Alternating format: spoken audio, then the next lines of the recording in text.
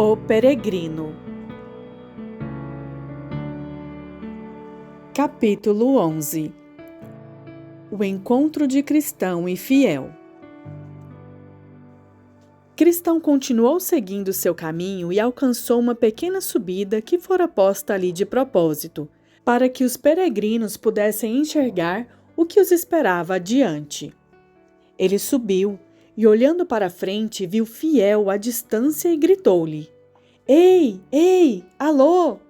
Espere aí, que agora você tem companhia. Fiel olhou para trás e Cristão novamente lhe gritou: Espere aí, espere até eu alcançar você. Não, minha vida corre perigo e o vingador de sangue está atrás de mim. Cristão se comoveu e, redobrando o esforço, rapidamente o alcançou. De fato, chegou até a passá-lo, de modo que o último agora era o primeiro. Riu-se então, cheio de si, por ter conseguido tomar a dianteira ao seu irmão. Mas acontece que, sem olhar onde pisava, de súbito tropeçou e caiu, e não conseguiu se levantar enquanto Fiel não chegou para ajudá-lo. Vi depois no meu sonho que seguiram os dois juntos, demonstrando muito carinho um pelo outro e conversando animadamente sobre todas as coisas que lhes haviam acontecido durante a peregrinação. Cristão foi quem tomou a iniciativa. Honrado e amado irmão Fiel, fico feliz por ter alcançado você e por ter Deus temperado de tal modo nosso espírito que agora podemos seguir como companheiros por caminho tão aprazível. Fiel lhe respondeu: Pensei, caro amigo, que teria a sua companhia já desde a saída da nossa cidade, mas na verdade você partiu antes de mim, por isso me vi forçado a percorrer todo este trecho sozinho. Quanto tempo você ficou na cidade da destruição antes de sair em peregrinação depois de mim? Até não suportar mais, pois depois da sua partida, só se falava que nossa cidade em breve seria arrasada pelo fogo vindo do céu. O quê? Isso eram seus vizinhos que falavam? Respondeu-lhe Cristão. Por algum tempo todo mundo só falou nisso. E só você, mais ninguém, saiu para fugir do perigo? Embora, como já disse, muito se falasse sobre o assunto, não acho que eles acreditassem realmente nisso, respondeu Fiel. Pois no calor da discussão, ouvi alguns zombando de você e da sua viagem desesperada, pois era assim que chamavam sua peregrinação. Mas eu acreditei, e ainda acredito, que o fim da nossa cidade será com fogo e enxofre lá de cima. Portanto, também eu resolvi fugir. Ora, não ouviu nada sobre o meu vizinho volúvel? Ouvi sim, Cristão. Ouvi dizer que ele seguiu você até o pântano do desânimo, onde, segundo comentaram alguns, ele acabou caindo. Só que ele não queria que se soubesse que isso havia acontecido. Mas tenho certeza de que ele ficou totalmente emporcalhado com aquela sujeira toda. O que os vizinhos disseram para ele? Desde a sua volta, ele era alvo de muita zombaria, isso entre gente de toda a espécie. Alguns ainda escarneceram dele e o desprezaram, e poucos lhe ofereceram trabalho. Hoje ele está 7 vezes pior do que se nunca tivesse saído da cidade. Mas por que todos se viraram assim contra ele, se também desprezam o caminho que ele abandonou? O povo diz: enforquem-no, ele é vira-casaca, não foi fiel à sua convicção. Acho que Deus chegou mesmo a incitar inimigos que o vaiassem, para fazer dele um exemplo, por ter abandonado o caminho.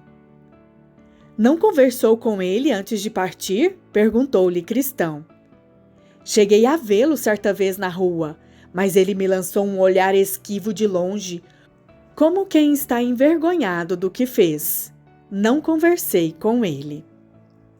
Bom, logo que parti, tinha esperança neste homem, Mas agora temo que vá perecer na destruição da cidade. Pois a ele aconteceu conforme o sábio provérbio: o cão voltou ao seu próprio vômito, e a porca lavada voltou a revolver-se no lamaçal. 2 Pedro 2:22. Também tenho os mesmos temores em relação a ele. Mas quem é que pode evitar o que deve acontecer? Ora, bom vizinho fiel, melhor é deixá-lo para lá e falar de coisas mais urgentes para nós. Diga-me, com o que você se deparou no caminho até aqui? Pois seria um verdadeiro prodígio se ainda não houvesse encontrado algumas coisas admiráveis. Ah, eu escapei do pântano, pois eu vi você cair ali, e cheguei à porta sem passar por este perigo. Só encontrei com certa mulher chamada Libertina, que procurava alguma forma de me prejudicar. Ótimo que tenha escapado à sua rede! José muito sofreu nas mãos dela, mas escapou como você, só que isso quase lhe custou a vida. Mas o que ela fez a você? Você não pode imaginar, a não ser que já tenha experiência nisso. Como a língua dessa mulher é sedutora, ela insistiu muito comigo para que eu a acompanhasse, me prometendo toda sorte de prazeres. Certamente ela não lhe prometeu o prazer da boa consciência, observou o cristão. Você sabe o que eu quero dizer, todo prazer carnal e mundano.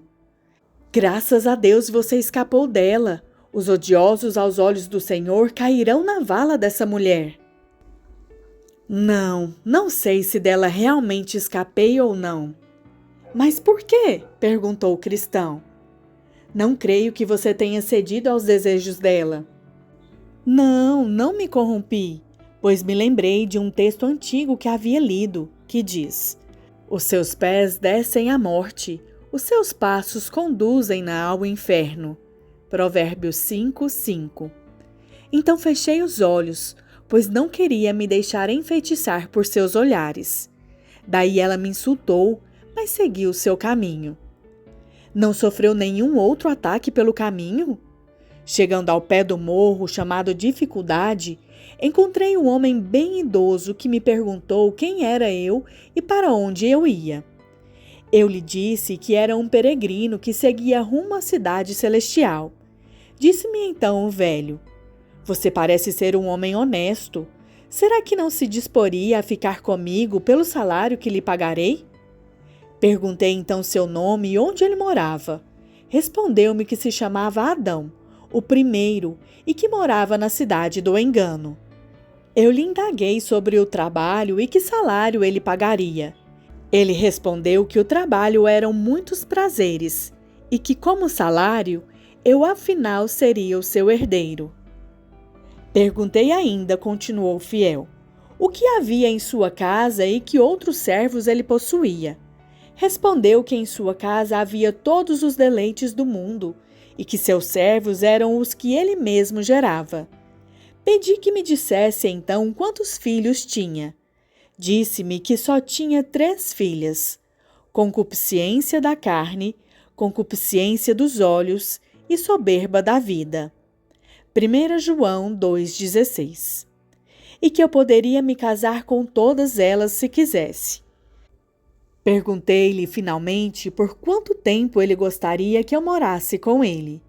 Ele me respondeu: enquanto ele mesmo vivesse. Cristão então perguntou a fiel: bom, e a que conclusão chegaram você e o velho afinal?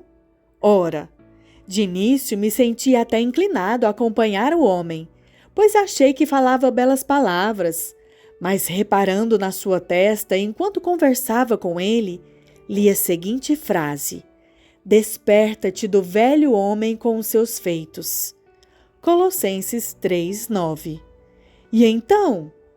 Então me veio queimando na mente a ideia de que, apesar de tudo o que ele disse, e por mais que me bajulasse, quando me alojasse em sua casa, me venderia como escravo. Então pedi que não me dissesse mais nada, pois não me aproximaria da porta da sua casa. Diante disso, ele me injuriou e me disse que enviaria atrás de mim alguém que me tornaria o caminho amargo para a alma. Aí virei-me para me afastar dele, mas assim que o fiz, senti que ele me agarrava, dando-me um puxão tão forte que pensei que havia arrancado um pedaço de mim. Isso me fez clamar: "Ó homem desventurado!" Então segui o meu caminho morro acima. Já havia subido a metade da encosta quando olhei para trás e vi alguém me seguindo, ligeiro como o vento, e ele me alcançou bem no lugar onde fica o banco. Foi bem onde me sentei para descansar, mas o sono me venceu, interpelou o cristão. Ali eu perdi este rolo que trago junto ao peito.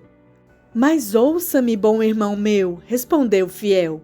Assim que o homem me alcançou, senti uma forte pancada, que me derrubou no chão e ali fiquei como morto.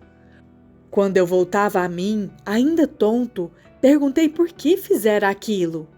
Disse que era por causa da minha secreta atenção pelo primeiro Adão. E dizendo isto, me desferiu outro golpe fortíssimo no peito, atirando-me no chão de costas. Assim fiquei ali caído de novo aos seus pés como morto, e quando voltei novamente a mim, clamei por misericórdia. Ele, porém, disse: "Não sei o que é misericórdia", e novamente me atingiu. Certamente teria dado cabo de mim, mas então alguém chegou e mandou que parasse. Quem foi que mandou que ele parasse? De início eu não o reconheci, mas vi as cicatrizes nas mãos e no lado e concluí que era o nosso Senhor. Então me pus de pé e subi o resto da encosta. O homem que o golpeou era Moisés, acrescentou o cristão. Ele a ninguém poupa, e tampouco sabe demonstrar misericórdia para com aqueles que violam a sua lei. Eu bem o sei, não foi a primeira vez que me encontrei com ele. Foi ele quem me procurou quando eu ainda morava na segurança do lar e me disse que queimaria a minha casa sobre a minha cabeça se eu lá permanecesse. Mas você viu a casa que fica lá no cume do morro, do lado em que Moisés o alcançou? Vi, e vi também os leões antes de chegar até lá. Quanto a eles, acho que estavam dormindo, pois era por volta do meio-dia, e como tinha ainda boa parte do dia pela frente, passei pelo porteiro e desci o morro. Ele de fato me disse que o viu passar, observou o cristão. Mas que pena que você não visitou a casa, pois lhes teriam mostrado tantas raridades que você dificilmente se esqueceria delas até o dia da sua morte. Mas me diga, encontrou alguém no Vale da Humildade? Sim, encontrei com certo descontente, que quis me convencer a voltar com ele. Disse ele que o vale não tinha uma gota sequer de honra, e que passar ali era desobedecer a todos os meus amigos. Orgulho, arrogância, presunção, glória secular e outros, que segundo ele ficariam muitíssimo ofendidos se eu fosse estúpido a ponto de atravessar aquele vale. Bom, e o que você lhe respondeu? Perguntou o cristão. Eu disse que, embora todos esses que ele mencionou pudessem até alegar parentesco comigo, e com razão, pois de fato eram meus parentes segundo a carne, desde que eu me tornara peregrino, eles me rejeitavam, como também eu os rejeitava. Portanto, eles para mim eram como se jamais tivessem sido do meu sangue. Quanto ao vale, disse-lhe ainda que ele havia dado um panorama bastante enganador da coisa, pois diante da honra vai a humildade, e a altivez do espírito precede a queda. Provérbios 18, 12 e 16, 18. Portanto, eu disse que iria preferir atravessar o vale rumo à honra que os mais sábios tanto valorizaram, a escolher aquilo que ele estimava mais digno do nosso afeto. Não encontrou mais nada naquele vale? Perguntou o cristão. Encontrei ainda vergonha. De todos os homens que encontrei na minha peregrinação, ele, acho eu, tem o nome errado. Os outros até se continham diante de alguma argumentação, ou outra coisa qualquer, mas esse vergonha, cínico que era, simplesmente não parava de falar. É mesmo? E o que ele lhe falou? Ora, argumentou contra a própria religião. Disse que para o homem era lamentável, vil e desprezível preocupar-se com religião. Falou que boa consciência não era coisa de homem e que vigiar as palavras e os caminhos para se abster da intimidadora liberdade com que se acostumam os espíritos mais corajosos da época era tornar-se alvo de escárnio. Contrapôs também, contou Fiel, que poucos dos poderosos, ricos ou sábios já concordaram com a minha opinião, e que nenhum deles o fez senão quando se deixou convencer pela tolice, dispondo-se voluntariamente, por falta de juízo, a arriscar a perder tudo por aquilo que ninguém sabe o que. Ridicularizou ainda o estado vil e humilde da maioria dos peregrinos, e também sua ignorância da época em que vivem e sua falta de compreensão de toda a ciência natural. E também me disse palavras semelhantes sobre muitas outras coisas que não menciono aqui, observou ainda Fiel. Que era vergonha choramingar e lamentar-se diante de um sermão, e vergonha também voltar suspirando e gemendo para casa, que era vergonhoso pedir perdão ao próximo por pequenas faltas, ou restituir aquilo que tirei de alguém. Disse ainda que a religião faz o homem estranho aos nobres por causa de uns poucos vícios, aos quais ele deu nomes mais distintos, e o faz honrar e respeitar os desprezíveis, por causa da mesma fraternidade religiosa. E não é isso uma vergonha? Perguntou ele. E o que você lhe respondeu? O que lhe respondi? Por um momento fiquei sem saber o que dizer. Ele me deixou tão nervoso que o sangue me subiu ao rosto.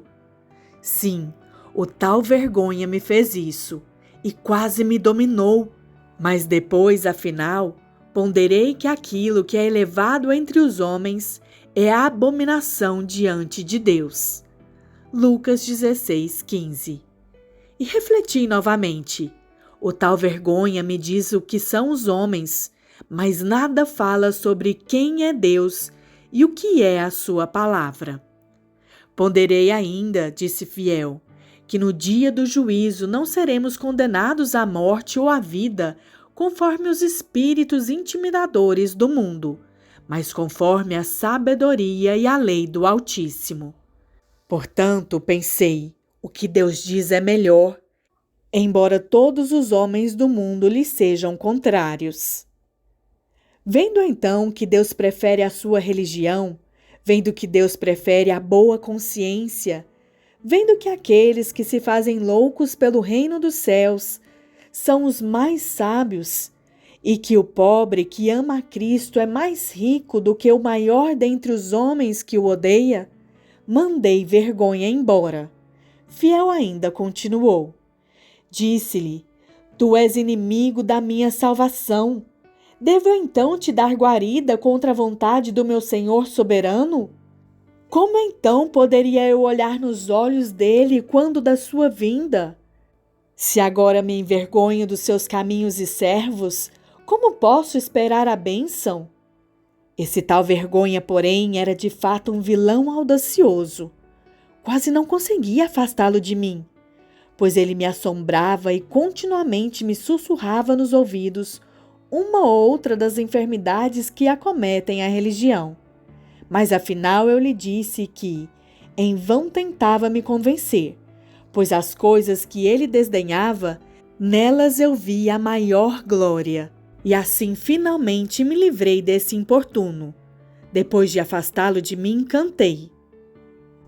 As provações que vêm ao homem leal, obediente ao chamado celestial, são variadas e à carne adequadas, e voltam, sempre renovadas.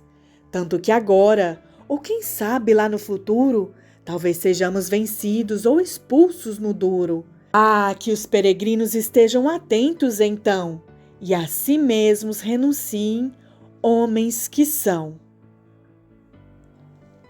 Cristão então continuou: Vejo com alegria, meu irmão, que você resistiu a este vilão com muita coragem, pois dentre todos, como você já disse, acho que ele tem o nome errado. Ele é atrevido a ponto de nos seguir pelas ruas, tentando nos cobrir de vergonha perante todos os homens, ou seja, nos deixar envergonhados do que é bom. Mas não fosse ele audacioso, jamais tentaria fazer o que fez. Portanto, devemos resistir a ele. Afinal, não obstante todas as suas intimidações, ele exalta os loucos e ninguém mais. Os sábios herdarão a glória, disse Salomão, mas a vergonha será a exaltação dos loucos. Provérbios 3:35. Fiel então disse: Acho que devemos mesmo clamar auxílio contra a vergonha àquele que nos quer valentes pela verdade na terra. Você está certo, respondeu-lhe Cristão. Mas não encontrou ninguém mais naquele vale? Não, eu não, pois o sol me acompanhou durante todo o resto da travessia deste vale, como também do vale da sombra da morte. Que ótimo, então, respondeu-lhe Cristão. Mas para mim as coisas se deram de outro modo. Logo que entrei naquele vale, tive por longo tempo um terrível combate contra o demônio maléfico chamado Apolion. Cheguei mesmo a pensar que ele me mataria, especialmente quando me derrubou e me esmagou contra o chão, querendo me despedaçar, pois quando me atingiu, a espada me voou da mão. Ele já tinha como certa a minha morte. No entanto, clamei a Deus, que me ouviu e me libertou de todas as minhas aflições. Depois entrei no vale da sombra da morte, contou Cristão. E avançando sem luz durante quase metade do caminho, pensei diversas vezes que ali morreria, mas afinal o dia rompeu, o sol surgiu, e então o resto do caminho foi muito mais fácil e tranquilo.